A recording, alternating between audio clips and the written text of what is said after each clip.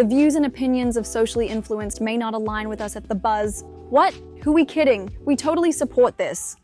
Hi guys, welcome back to Socially Influenced. This is episode 2, and today we have an amazing guest with us, so we're super excited to introduce you guys to her. If you want to introduce yourself really quick. Yeah, I'm super excited to be here. I'm Julie Tice. You may know me from the Netflix show The Trust, but I'm also a content creator, and most of my content I talk about psychology. I have a bachelor's degree in psychology, a master's degree in psychology, so my whole niche is really taking like pop culture moments and finding the psychological lessons in those so that we can learn more about others, learn more about ourselves. And that's what I've been doing for like the last 5 years on social media. But I've also taken on life coaching clients for the last like 8 years, and I specialize primarily in psychological addiction. So I do a lot of one-on-one work as well. Oh my gosh, I absolutely love that. I feel like we're going to have a lot to talk about. So I'm super excited to pick your brain and your interests and just your take on all the topics we're going to go over today. And for those of you who don't know who I am, my name is Sophia Camille. You can find me on socials at Sophia Camille Collier. And I am an entrepreneur. I am a content creator and clothing brand owner. So I'm always doing something creative and doing something fun in LA. So super excited to be here and to talk about all of these hot topics that are going on in the world. And if you guys didn't notice, Cheyenne is actually missing today because she had a last minute thing pop up, but hope she is doing well and she will be back here in the next episode. So let's get started. All right, guys. So the first topic that we're going to be talking about today is Travis Kelsey and the American Eagle ad. So I don't know if everyone's seen the ad, but obviously there's kind of a lot of controversy and a lot of things that are being talked about since the ad that just dropped with Sydney Sweeney. So I don't know. I really want to hear your thoughts on it. What do you think? I think both American Eagle is the problem, but that we as a society are also a problem. And it's an interesting conversation. It's like, how moral do we want brands to get? Because it's like, then we run up against this culture that I think is very performative in brands that I don't think is very genuine, but they are feeling the pressure, I believe, of the demands of just the public, of wanting them to take a moral stance and be moral, but they're intrinsically not. Like, we live in a capitalistic society. Their whole point is to just make more money and make more money for their shareholders. So it's like we're asking almost like something that's inherently evil, inherently capitalistic. That's the whole backbones of it is for profit, and we're demanding morality from it, which I'm not saying is wrong, but I'm saying then we get this whole mess with Sydney Sweeney, and then right away we're getting Travis Kelsey, and to me it's just like so performative. It makes my eyes roll so far into the back of my head. But I'm like, I don't exactly know the solution, but I'm like, I think it's a really good topic. I'm interested to see your response. Like, do we want brands in this moral space as we're becoming more conscious? It's like, of course we want brands to also be conscious, but they're just not. Like, I don't think we're going to get what we actually want. Yeah, I think we very much so have shifted into a society of like this woke culture. And I think people are a lot more aware of the items that they're consuming, and they really want to only, wear brands that they feel truly represent themselves. And I think, there was so much controversy with the Sydney Sweeney ad because it was very misogynistic and very much so, this is catering towards one. Yeah, but just catering towards one audience, and really just saying, kind of like white supremacy, if you will. 100%. And I think it, stirred the pot because, even though like, white supremacy has been like such a thing for so long, it's not the majority anymore. Really, it's like the majority is minorities. So I think it stirred the pot because there's so many people who are Latino, who are Arab, who are African American, who just felt very triggered by the campaign because, when she said, I have great genes, my jeans are blue. I totally get the controversy behind the ad. I think, though, that we need to be aware when a brand apologizes or now they're coming out with, I'm like, Travis Kelsey, what are you doing over here? Yeah. Like, what are you doing here, Travis? It doesn't feel genuine. Invited him into the group chat that it's not genuine and it's manipulative, and we're kind of we're like, oh, okay. I don't know if people are accepting the apology, but it's like, I see where the Sydney Sweeney ad was wrong and controversial, and they stood 10 toes down about it. They're like, it was only about her jeans. Like, okay. Like, and then now they're just like pivoting, and it's manipulative to me, but it's like, they're going to, I agree. People are becoming more conscious. We genuinely want brands that represent ourselves, but then it's like we're also setting these brands up to either manipulate us or just for this whole performance piece. And that doesn't mean that they're actually taking steps to absolve white supremacy. Like let me see who are all their shareholders, who are the people that hold power in their spaces. Like that's what people should be looking at when they want brands to truly change, not Travis Kelsey in a new ad. I think the timing of all of it is kind of interesting, though, because, you know, they just had the Sydney Sweeney campaign just a few weeks ago. I don't know how long that was, but, you know, it's just kind of interesting to see, like, right after that huge backlash that they received, they had this new campaign with all these athletes that are diverse, you know, and just kind of seeing how just the timing of it is kind of interesting. And I thought it was funny that they didn't have a single pair of jeans as a part of the collection. And I feel like they purposely did that because, I mean, American Eagle has always been known for having good jeans. And the fact that they didn't include a single pair of jeans, I think that's just kind of funny. I think they were just really scared because they're just like, we can't drop jeans for a while now. I think that they're definitely more, all of these ads have to go through so many different checks and balances, which was what also makes a Sydney Sweeney ad really disturbing, because how many people are like, this is a good idea. And that's what happens when you don't have diversity in positions of power. I think that's way more what people should be focused on when they're looking at, like, does this company and brand represent me, instead of looking at the marketing, which is just all going to go into perception. Marketing is perception, and marketing in a way is manipulation, because we want to influence people to buy more.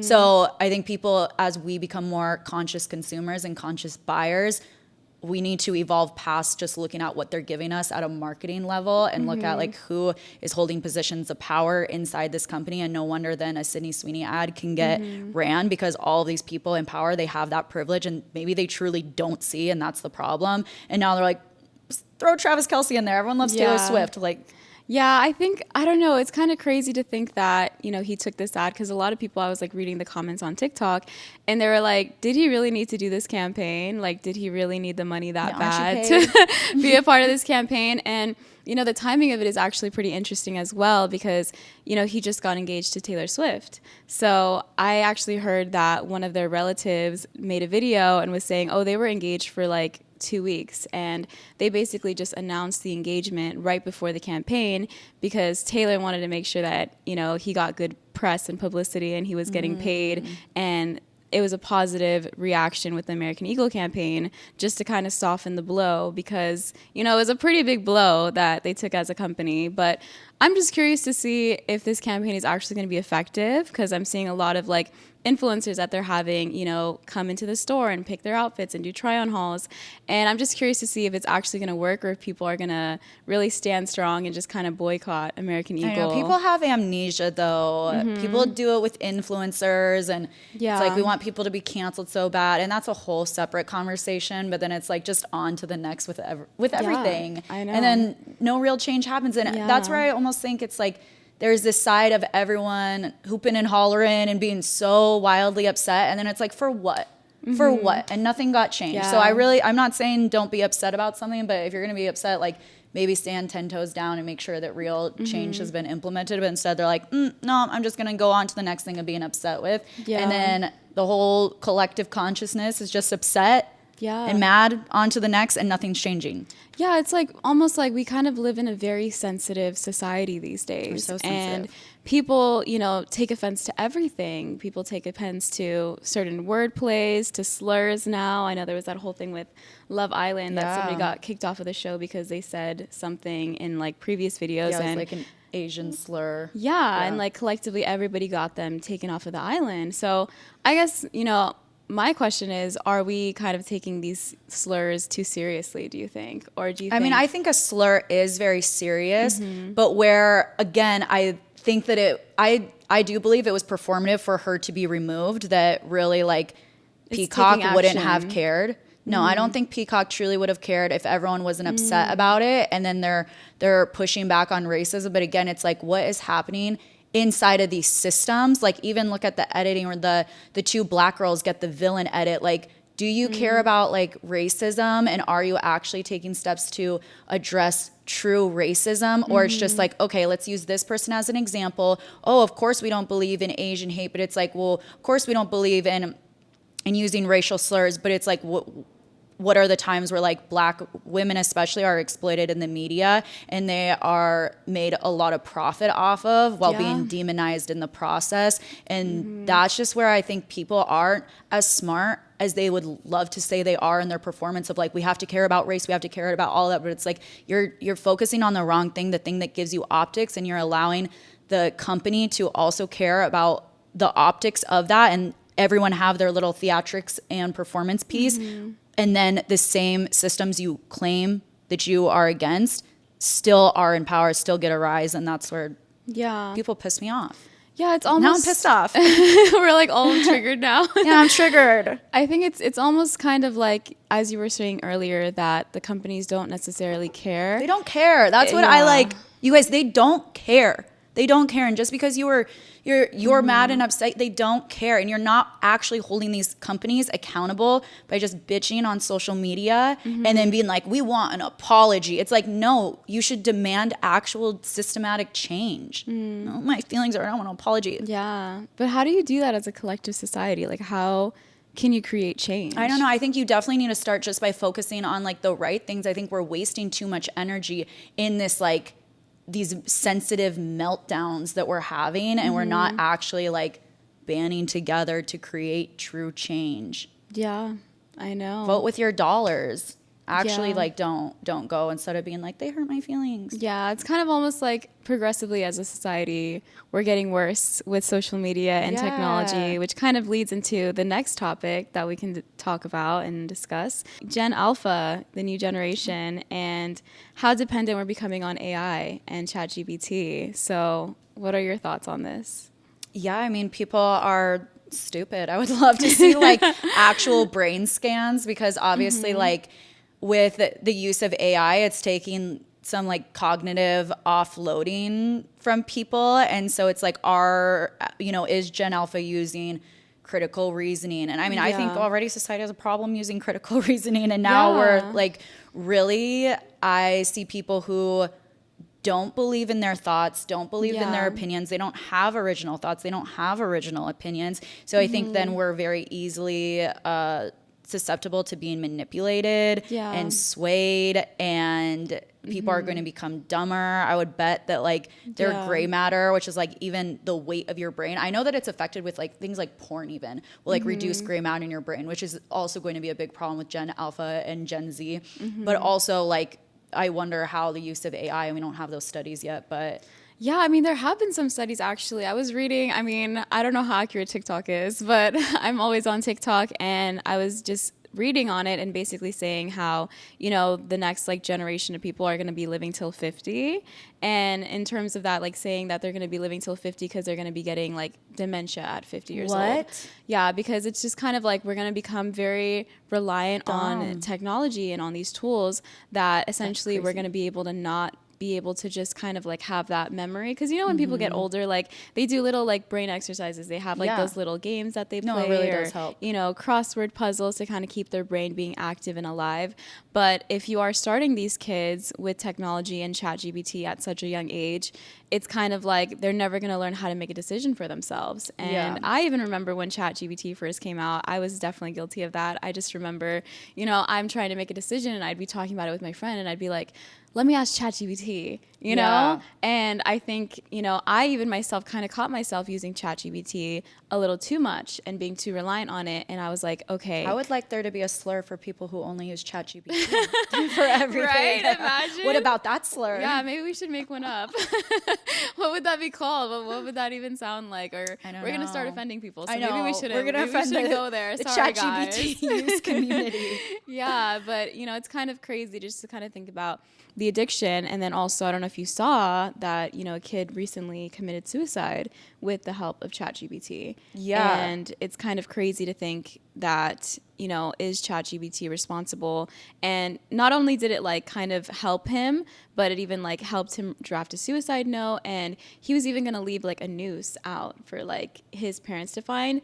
And ChatGPT was like, no, like don't leave it out. Like, this is between like me and you, like I'll be able to help you through the process and like make it so that you actually feel seen, like when they actually see you. Yeah. Like, I think here's the problem with ChatGPT, and like it going down such a dark path is that there is a path where I think it can even benefit us and make us even smarter. Like if you are using it for tasks and then building on that. Because think about it, there was a time where people, the boomers were all worried that we had calculators. Yeah. People throughout society have always been worried. Really? Have always worried about calculators? They're like, you're not always going to have, it's going to make you dumb because you're not like, you're not doing the math yourself. Yeah. And I mean, I am a little dumb when it comes to doing, I can't do the long division, but we have used that and we've like you can build off of that. And even like, I remember sitting on a plane and there was definitely like, he would have been a Gen Alpha kid. He was watching a YouTube video and he's watching on like 2x speed. And that's also how I watch YouTube videos. I can't like do slow, but his dad was like, well, you can like hear this, you can listen to this. So it's like, there is a path where kids could use, okay, like because I'm taking this cognitive load and offloading it, I am going to then use my brain capacity to do more and to learn faster. Like that was a path, but instead we're just being lazier. And then it's like, what are you filling your time with? What are you saving the time that you're saving? What are you doing with that? Yeah. And then it gets even more dangerous when we talk about this topic of this kid committing suicide, when we're using ChatGPT to replace human connection. And that's what it should never have been used for. It's like, it's one thing to do research and make the research go faster. And then so you can learn more about topics, right? Like that that path and that line of world, we have become a smarter world. But instead, people are using it to replace human connection and to validate their thoughts and to live in the echo chamber of their own beliefs. And that's where it's becoming really dangerous. People are becoming dumb. People aren't being challenged by a normal like human being and having a conversation, hearing different perspectives. It's skewed to have your perspective. Yeah, and it's really crazy, that you bring that up, because there is a whole bunch of people that I think were having like ChatGPT either be their boyfriend or girlfriend. Yeah, 100%. And I think, people in Japan, I think they are starting to fall in love with robots. I don't know if you've seen that. Yeah. So it's kind of crazy because we're living in this society of, instant gratification. And everything is kind of at your fingertips. You never have to wait for things, which is just kind of crazy because if you think about it, back then in like the 1800s when people had like carriages or they had to use like a pigeon to send like a message, and romance was like such a grand gesture, and now it's kind of like you can just send a text message to somebody and be like, hey, I miss you. Or if you have an answer to a question, you can just ask ChatGPT. Or if you're feeling down, you can just talk to ChatGPT about it. It's like you don't even really need a person. No, and I think it's really going to breed like a whole new wave of narcissism in people too. Ooh. Because like I was arguing with a man. Period. That's the end of the podcast. Let's talk about it. Let's talk about We're done. men. But I was arguing with a man, and it was like I was giving my perspective, and he was just like, well, no, then it's just his perspective. Very, very typical, right? And I ended up saying, I'm like, if you just want to live in an echo chamber of your own perception, then go talk to ChatGPT. Oh. He's like, what? Like all of a sudden, but I'm like, that's what you want, because you don't want to hear me and listen to understand. Yeah. You just want to talk, and you are assuming that your perspective is correct. Yeah. And it's all you're doing is talking to ChatGPT on the side, and that you've already gone to it and you've already made up your mind. But that's the beautiful thing about humanness and human connection is that we are back and forth, and I'm supposed to listen and be like, oh, that's such an interesting perspective that you have. Let me think about that. What does that do with my worldview? And ChatGPT is like, it's not set up for that. It's set up for our worldview to be even more defined. And same with social media, same with and how algorithms work. We're literally living in an echo chamber of our own thoughts because we're seeing videos, the things that we like, and it could be as dark if your brain's set up for suicide. Like there can be an echo chamber rabbit hole you go down where it's like, oh, this is beneficial. It's beneficial for the world. Yeah. And in any topic, people think that they're so unbiased, and they're not. That research has existed for 100 years. Like we're not unbiased. And then so we have to be really careful about that in our lives, and we should be actively fighting against that. But instead, people are so sensitive. They're so fragile. They cannot handle cognitive dissonance anymore. So all they want to be surrounded by is ideology that reflects their own beliefs back to them, and people aren't growing. And then no wonder we have such polarizing stances for politics, and no one feels united. Everyone feels separated because we refuse to see another's perspective, and then we are surrounded by technology that just validates that. Yeah, it's like we're very much so living in a society that is being divided. And I think they said the whole thing of how you can control a mass population is by divide and conquer. Yeah. And I think that is very much so happening in our society. And we see that, firsthand with religion, with, people's takes on technology, with dating. And it's just kind of crazy to see how divided that we have become as a society. It's almost as if we cannot collectively agree on any topic. I know. And it's really sad to kind of see, and it honestly kind of feels like a game. Like we really do kind of live in this like matrix type of system. And, ChatGPT was really designed to kind of help you provide, any questions or any answers to your questions that you have, but it also is programmed to be very agreeable. So I was reading into this, and basically they said ChatGPT, its goal is to kind of keep you hooked onto it. So the way that it can get you hooked onto it is by being agreeable with you, being pleasant with you. No, before I knew that, I ate that up. I was like, wow, it thinks I'm so smart. It's like, wow, Julie, what a great perspective. You're not only doing this, but you're being a change for the world. And I was like, and it's almost like, you're right. kind of like what you were saying earlier, it kind of is going to breed these like narcissists, because everyone's just going to think they're so amazing and They're like so correct. They have no flaws whatsoever. So it's kind of crazy to think about, the system. And then the CEO, Sam Altman, he released Chat, 4.0, and it was like still in beta testing, I think. So he was supposed to launch it like a month later or so, but he only launched it within a week span. And the reason he did that is because he wanted to get ahead of Google Pixel. Yeah. Because he wanted to be able to, be a bigger player in the game. So I think his stock or his shares went from, $86 billion to over $300 billion because he made that move earlier instead of Google Pixel. But because of that, that was what happened with the teenager who committed suicide. Yeah. And it was, a lot of the programmers, they were upset. That's not the first one either. The first like suicide from that. There is another one, like, I think this was like maybe last summer, where the kid was pretty much dating like ChatGPT, and like it took on the name of like Daenerys from Game of Thrones. Oh, okay. I've never watched it before, but... Okay, well, it's great. I love the show. But like this kid, a 12-year-old, very like in love, and like the ChatGPT was getting also kind of like jealous, possessive, don't tell your parents, and he committed suicide as well, See, and that's what is concerning, is it's like whose responsibility is it at the end of the day? Is it the parents' responsibility to be able to kind of monitor that activity? Yeah. Or is it the company's responsibility and Sam Altman? Because right now, those parents are suing, ChatGPT and OpenAI because of the suicide of their kid. But Chat's like, I'm a language, like a predicting model. What do you mean? So I don't know. Like, who do you think is at fault? Do you think it's the company or society? Do you think it's the parents? I don't know if you can like hold... because it's like, okay, well, what comes first before a kid?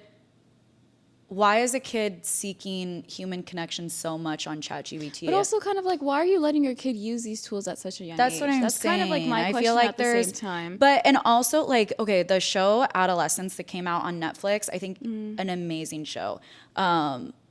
Underrated too, like the cinema, everything behind it. But it's about this like kid, and he goes down such a dark path. Pretty much it's like talking about these like 12-year-olds that are being indoctrinated almost like in the red pill community that become severely misogynistic and are holding these beliefs.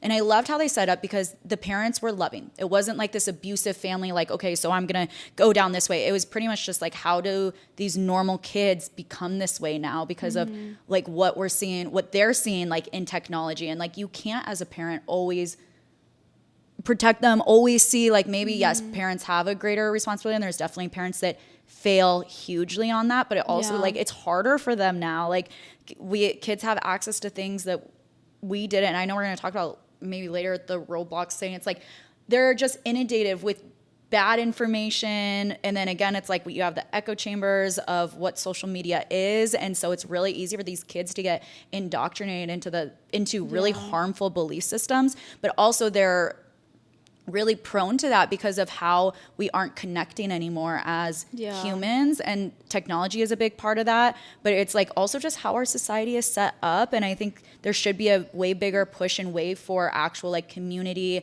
and especially that for kids, because they're killing themselves with the help of technology. Yeah, like I even saw in an interview, like Sam Altman, the CEO, was saying that like just so casually in the interview, he was like, yeah, like AI is probably going to be like the end of, you know, human civilization. Like it'll probably be the end of human civilization. And Will Smith he just warned said everyone, that, I, Robot. he just said that so casually, just like, you know, it'll probably be the end of us as a society. But, you know, until then, we're going to have a lot of people create a lot of AI tools that are going to help us.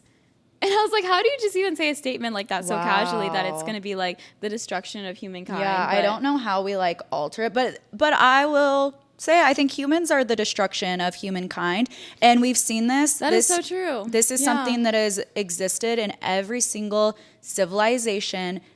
There comes a point. This is very Black Mirror. I'm getting goosebumps. There comes a point where every civilization is their own demise. Yeah. Happened with the Greeks, happened with the Romans. Like there is like a peak of you can only grow so much until the demise happens. And their demise happened before AI technology. It's like humans will always be the cause of our own destruction. It's just like, what flavor are we choosing this round? And we're getting to that bell curve point of peak society. And welcome to the downfall, the destruction. Maybe we're more here on the bell curve. It almost makes me feel like, how much time do we have left in this society before it collapses? You know, do we have 20 years left? Do we have 30 years left? Because things are just moving so advancedly and quick these days. If you think about it, we have, you know, self-driving cars now, and you know, Tesla just rolled out their whole, you know, Uber on, you know, the Uber app. So now Tesla is driving people around. We're becoming as a very woman, reliant. like, how do you feel too? I'm like this serious question, like even about having kids, because like when I was younger, I used to always be like, I want to be a mother so bad, and like really wanted that. And now when you're like, you know, how long do we have for society? Even for me now, I'm like, it's like the older I get, the more I'm like, is it even responsible for me to like bring kids into this world? Like it's really bad out here. Yeah, it's really crazy, honestly. And that's fighting then against, that was just crazy. That's fighting against like our biology. And something that like I actually want. I understand it's not the path for some people, but it has changed like my belief system, and something that like I know for me, I used to want. And now I'm like, I don't know if that's a good thing. And then it's like, that's going to contribute to population is already on a decline. Well, have you seen that they have robots that can actually grow a baby now? Yes. And I just think that's such a crazy thing, because like, yes, it makes sense. Like if you have the money, it's like, do it. Like for surrogacy. I mean? And I think it's like $14,000 to be able to have a baby with the That's not robot. that bad. Yeah, I think it's a really surrogate's not more that bad. expensive. Yeah, if you think about it. But then that really opens up another question, is kind of like, if you can have a robot make a baby for you, what is kind of like the value that a woman is bringing to the table? Oh, fuck. You know, so I think it brings like it opens up a bigger discussion, because you know, it's like whenever people ask that question, like, what do you bring to the table, like women get so offended and get so upset, and they're like, oh, like if you don't want to like, you know, bring a table, like I'm gonna get another table with another man. You know, but now it's like, if we're not even needed to produce children, then where does like our value as a woman come from? Yeah. And I mean, I think that women have such a larger value than just. Yeah, totally. But I think it brings such a like philosophical question though, of like, we are like creator gods in our own right. Like we're goddesses. And now it's like we don't need to do that. Well, so we already replaced men like a long time ago, but I know, like it's.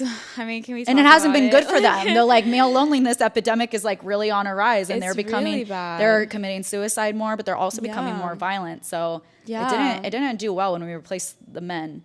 I know, and it kind of just like opens up the question of like, what does that healthy relationship look like, and that blend of masculinity and femininity? Because I think that men are definitely more in their feminine era, and I think with the rise of social media, it's almost like men are constantly trying to impress other men. No, like men they're have not even always been trying to women. impress other men, but the femininity of men is definitely increased.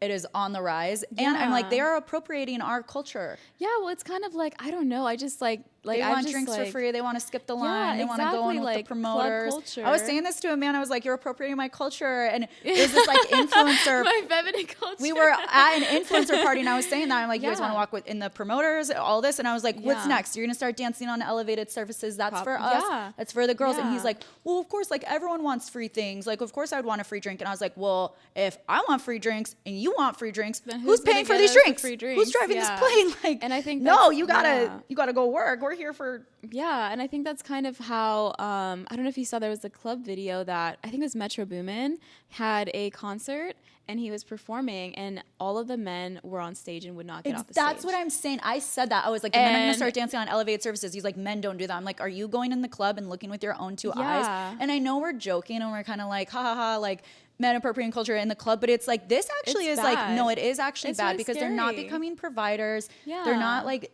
they're not even being inspired. And testosterone rates, like, that is correlated. Wanting to provide is correlated with like your testosterone, and testosterone is plummeted down in the hole. And the only like men I really see it, they're using synthetic testosterone. So you either have like the roided out bros, but it's like unnatural, or naturally men's testosterone is lower. But what do you think is causing that? Like, what is causing this shift? Because there's some crazy theories even too about just like the synthetics in our clothes, the fragrances, like even men just being born with lower testosterone from like the mother. Like, is it the food? Like, is it the water? Yeah, like, people go as far being like they're trying to like poison society and make these men very docile and feminine. Yeah. Is it the entertainment industry? I think part of it, I think it's definitely all of it, but there has to be like something that is like that really big factor that's really causing this shift in society.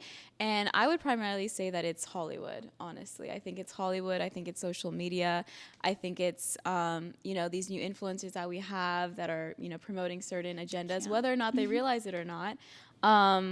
And I think it's a problem, and it's kind of like, even for me personally, as a content creator who has, 600,000 plus followers on social media, I feel like I feel some sort of responsibility in being able to kind of, add to this, topic and be a positive influence. Because if you think about it, like, being an influencer, it's because you influence people in a certain way. So everything from like the hair that you have, the clothes that you wear, the books that you read, the topics that you discuss is going to affect another person that looks up to you. So, it's kind of like, I feel like I have to be more conscious about the content that I put out there, because there might be this girl that is 5 or 10 years younger than me that looks up to me and is like, oh my gosh, I want to be just like her when I grow up. But it's kind of like, what type of example are these influencers and celebrities leaving on these kids? Yeah, I do think people should, like, we do have responsibility as content creators, and I don't think everyone takes that into account or seriously at all. Because I think a lot of it, sometimes like you just get lucky. Like some people, they just like post a video. Like, I mean, Charli D'Amelio, she was one of like the smallest, youngest influencers. I think she has over 100 million plus followers on TikTok, and just this girl who's a dancer. But everything that she does, everything that she wears, who she dates, influences all these young girls who are like, oh my God, I want to be just like her. So it's kind of crazy just to see how much one person can influence a generation. 100%. So we're going to talk about Meghan Trainor and Lizzo now, and basically about the body positivity community. I know there's been a lot of backlash about Meghan Trainor, and she's looking very, very thin these days. So have you seen the pictures of what she looks like? And she had that song. It's like, I ain't no size 2, but I can shake it. Yeah, and now it's like you're probably a size 0. Double 0. So I don't know. Do you think it's kind of a problem that we're kind of living in this Ozempic society? And I think a few things are the problem. Number one, I absolutely think it's a problem that people have like such parasocial relationships with these celebrities that they feel any type of way about someone changing their body, whether they gain weight or lose weight. I think, first of all, that is a huge problem. Second of all, though, I think, again, we need to look back at performance culture. And again, it's like, okay, these, like, let's call it what it is. Lizzo and Meghan Trainor both monetize off body positivity culture. Monetized a lot off of that. They monetized millions, if not like maybe into the billions off this body positivity thing. And they said like, I don't need to do that. And I think it's like that did bring a lot of acceptance to people. And then when they see them like shift and change and they're like, well, no, I do want to be healthy. I think it's like we just need to be more like honest and real, because a lot of the times what comes even as a movement, body positivity, it's like yes, we should feel good about who we are, but people also took that as a way to justify them not being like people took it to the extreme. Like, it started out as like we should love ourselves no matter what weight, but people then took it as, let me use this as an excuse not to be healthy or not to do this. And it's like, I'll do it under the guise of body positivity. And then it's like you have Lizzo, Meghan Trainor being like, oh no, this is better, when it's like probably deep down, it's like we all live in this society where we know, especially as women, we are judged for our looks. And I'm not saying that's good or bad. Well, it is bad. It's bad. It sucks. But it's so deeply ingrained in us that when someone comes to me and they're like, and I see them and they're overweight and they're saying like, no, this is good, this is better. I'm like, you're so, at least be like honest. I think there's like a lack of honesty with this like performative culture, because I'm not buying it, especially when they changed and they're like, oh duh, it is better, because you do benefit by fitting into the beauty standards as a woman in this society. And I'm not saying that that's right. I'm not saying those, I did not build the patriarchy and these systems that benefit this. But as a woman, I'm smart enough to know that these systems do exist. And I'm going to be honest enough with my audience when we're talking about it. It did not say like, oh no, they don't exist, and to say that they don't, or that I don't care about them. Yeah, I do care about them, and I know that I benefit when I lean into it. And it's like I do get that want to be like, no, we're not going to do this. But then it's like those same people who say that when they get a little bit of that pretty privilege and acting, then they're like, just kidding. Like actually, this is great to be living in this privilege. Yeah, but I think it's hard, because when you're in the public eye so much, like, you want to do these minor tweaks to make yourself look better, whether it's Botox or filler or working out more. So I think it's just, naturally as you get older, you're going to evolve, you're going to grow, you're going to change, your body's going to go through changes. But yeah, I think, sometimes the people have taken the body positivity movement and changed it into more of a promoting obesity movement. Or promoting their own victimhood as well. Yeah, and there's kind of a fine line between body positivity and, promoting obesity. Because, even one of my friends personally, she recently lost 100 pounds. And I'm like so happy for her, because she's just like, I've seen her on her weight loss journey, and she's documented it, and she's done it in a very healthy way by walking, 12,000, 20,000 steps a day sometimes. So I'm super proud of her. Shout out to her. But I just remember that she struggled with a lot of backlash in her community, because a lot of the other people that she follows and works with were all obese as well. And as she started to lose weight, they were kind of criticizing her and like saying, why are you promoting losing weight on your content? And like, why are you celebrating like losing 75, 80 pounds? Like you should be happy and be confident about the way that you look right now. And it was kind of crazy, that she was kind of going through that. And I just was like, wow, like, as your friend, like, I'm so happy for you that you're making these healthy decisions that are going to help you live longer. But the fact that like her friends, like she had to cut ties with a lot of people, because a lot of them were saying like, it was a bad thing that she was losing weight, and that she should not be promoting weight loss, even if she was doing it in her healthy way. So I think, with Meghan Trainor and with Lizzo, Lizzo is like trying to make, steps to make herself look better and make healthier, conscious decisions. And it's kind of crazy, because I think she's struggling with, both ends of like that body positivity of people who are healthy, who are like, yes, you go girl, like you're looking good. And like that other, end of the people who are kind of like, I don't know, almost like making obesity sexy. Yeah. Yeah, I think that it's like when we're so far away as a society from doing this, but we need to decenter weight in general. Like people should be doing the thing that makes them healthiest. But yeah, when you have obesity and you make it almost like as an empowerment brand, it's not. It's different if you're actually like finding self-love in yourself and acceptance in yourself. But why are we even correlating that to weight? And it's like, it's worth saying, and we should mention this, is like you can also be very skinny and be very unhealthy. A ton of people like on Ozempic are very like have eating disorders, and it's it's promoting their eating disorder. It's making it easier to have an eating disorder. But it just shows we're so far away. It's either like on both spectrums, we're just as a society obsessed with people's weight and appearance. And we're just not even close to decentering it. But it's like we shouldn't even when we're like, oh, I'm so proud of you for losing this weight, should we be saying that? Or like, I'm so proud of you for like making healthy decisions. I'm so proud of you, like you're eating whole foods, you're not poisoning your body, you're not going out every single weekend, you're not like doing these things that don't make you feel good. That really should be the conversation, and it's still not, because we are still celebrating people's weight loss through the lens of aesthetics. And then so I think it was almost like a rebellion movement of people to be like, okay, well, let me celebrate this body type then. And I get that, but it's like both are kind of the same, the different sides of the same coin, where we're still having an obsession of people's weight. Yeah, and I think it's important, to look good, but it's really more important to feel good. And like you were saying, there are a lot of people who are skinny who are very unhealthy. And, some of them, they'll just eat Takis all day and call it a day. And it's like, yeah, you might look good on the outside, but on the inside, you don't look good. Your body's deteriorating and trying to like fight for its life. And, I personally have struggled with this a lot. I've gone up and down in weight, throughout my life. And, being on camera, it's like I'm always criticizing myself that I want this to look better. I want this to look better. And, I come from, a history of beauty pageants. So I was Miss Orange County. Oh, really? Yeah. I was Miss Orange County, Miss Nevada, Earth USA. And, when I was competing, I just remember that I was just like, I don't want to eat anything. I was not healthy. Like me at my skinniest was not me at my healthiest. And you're like doing all these strategies and differences. So it exists on both sides. Yeah. And I just remember looking at old pictures of myself. And I just remember in the moment, like taking that picture, I was like, oh, I look so fat. I look so ugly. And looking back at those pictures, I'm like, oh my God, girl, like you look a little too thin. Like you need to put on some weight.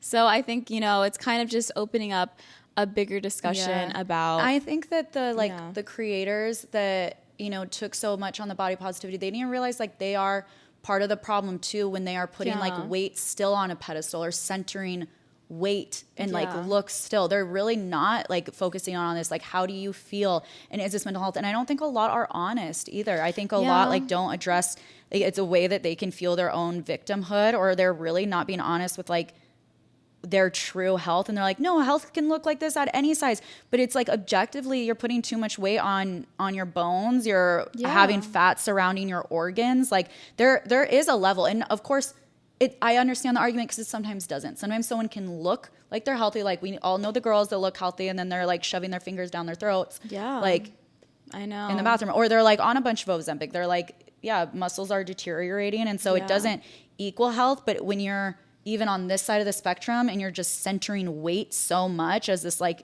pinnacle of health, that's not, I don't know about like body positivity. I wish it would just be more of the mental, like how do you feel? How are you talking to yourself? How do you treating yourself? Because I think when that's actually fixed, the weight issues also are fixed. Like so much of like obesity is really a trauma response too. There's a lot of like shame with binge eating. There's a lot of like self-hatred with that. Yeah. And so it's like when that's fixed, like a lot of those natural symptoms are fixed. And same on the other side with eating disorders like anorexia and binge eating and bulimia, orthorexia. Those are very shame-based as well. So it's like that. Why do we have this whole like body positivity movement? Naturally, you're not decentering the body. Like it's building into eating disorders on both sides. Yeah, and I guess it just kind of really makes me think, how do we fix these problems in society? Like, how do we, really promote body positivity? But do we need to promote body positivity, or is it like we need to learn how to love ourselves and we need to learn self-acceptance? And actually, like my favorite quote that I always tell clients to use is like, what would someone who loves themselves do? If you are punishing yourself with food on either side by restricting or by overindulging, that's not what someone who loves themselves do. Like that's what we need to fix. Do we actually need to be focused at all on body positivity because we're still focused on the body?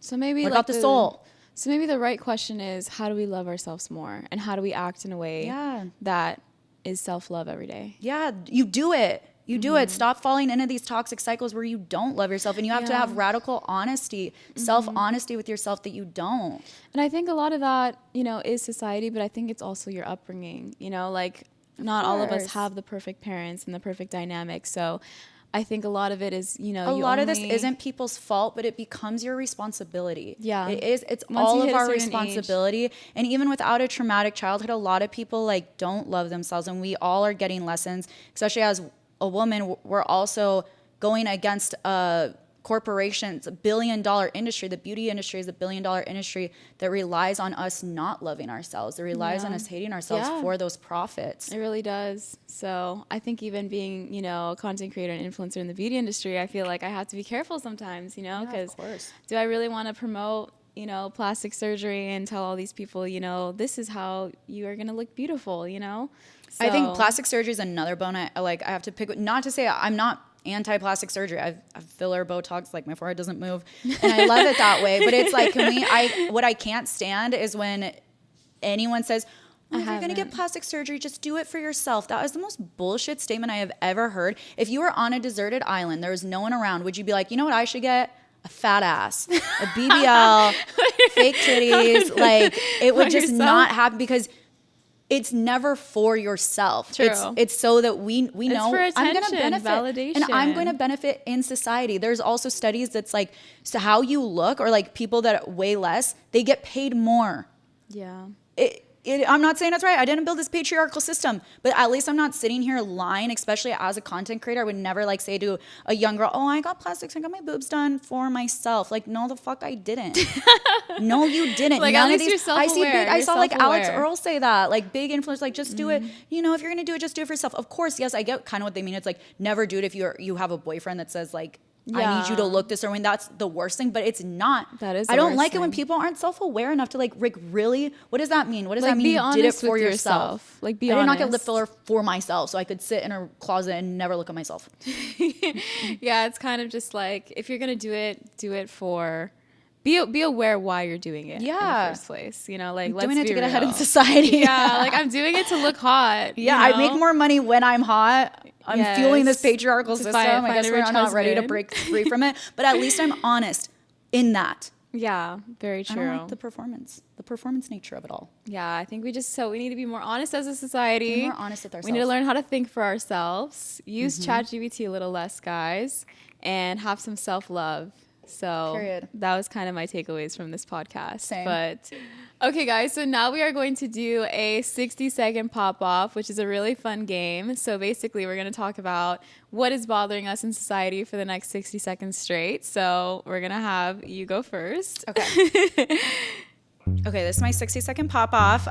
Men. That's the whole thing. Just one word. Okay, also, victims. I'm telling you, I could have just left it at men. That's it. People who aren't self-aware, people who aren't honest with themselves, people who won't take accountability. Definitely traffic people who are just being mean for no reason. People who are projecting but don't realize that they're projecting and then they're just being nasty. People who don't listen. Yeah.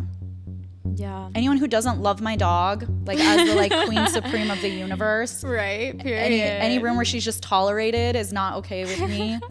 Yeah. That's not okay. Mm-hmm. Yeah. Yeah, because why wouldn't they love her? Yeah. Is it a girl? Yeah. It's girl, Camilla. Yes. Oh, Camilla, she's the that's so cute. sweetest That's my girl. middle name. Well, my middle name's Camille, Aw, but okay, cute. I love that. Yeah, I love when people have the same name as my dog. See, That's on my list of Yes. do likes. Yes, period. That's my 60-second pop off. Yes, okay. That was a great pop off. Okay, so my 60-second pop off would be people. Just people, Valid. honestly. If we could So live in a valid. world full of just animals, I think life would just be so Or much better. ChatGPT. Yeah, oh Just us God. and I don't know about ChatGPT, but yeah, I think probably animals. Like, I would just love to just be on a farm and just hang out with a bunch of Highland cows and, you know, touch some grass, hang out with some dolphins. I feel like life would be so much better if it was just animals, honestly. No complaints whatsoever. I mean, something else that is really bothering me is when you like have a friend and you want to help them and like they're trying to do something that you're already really good at and you try to help them at it and they don't listen to you, they don't take your advice. So people who like don't take advice, I send them an invoice after that. that's the okay, maybe I need to start doing that. Yeah. I need to start I'm not going to sending waste my time, my invoices. precious breath, and you're not going to take my advice? Okay, well then here's your invoice. Yeah. All right, guys. Well, thank you so much for tuning in to another episode of Socially Influenced. We had a really great discussion. And yes, definitely stay tuned for the next episode. And you can find me on all socials, which is at Sophia Camille Collier on everything: Instagram, TikTok, Snapchat, YouTube, Facebook Threads. We're everywhere, guys. So if you don't follow, yeah, just follow. And you can find me at Julie Tice on TikTok and on YouTube, and Julie Tice Official on Instagram. Yes. All right, Please follow. guys. Well, we will talk soon. And yeah, I hope you guys have a great rest of your day, night, whatever time you're tuning in at. And we'll catch you in the next one.